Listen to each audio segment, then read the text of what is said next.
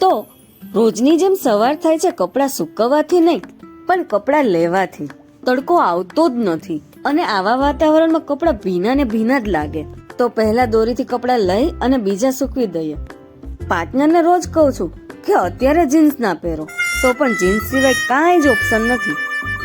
એ રોજ ટિફિન ખાઈને કંટાળી ગયા એટલે ગરમા ગરમ રોટલીની મજા લેવા પહોંચી ગયા. આજ મેં ખુશીને ચોકલો વાળવાની ટ્રાય કરી. મસ્ત પાછળથી તો આવી ગયો એટલે વિચાર્યું કે ફૂલ સાગર ચોકલો વાળીએ. લાગતું તો નહોતું કે શાંતિથી બેસશે, પણ મસ્ત શાંતિથી બેઠી હતી. પણ આ જાજી વાર ટકશે નહીં, હજુ થોડાક નાના વાળ છે. આવી તો ગયો પણ થોડાક વાળ બહાર નીકળી જાય છે. એ ઘર ઘર રમતી હતી તો મને બતાવવા લઈ ગઈ, મમ્મા મારું ઘર જોવા. ચલો તો ખુશીના ઘરમાં બેસીને ચા પાણી પીએ.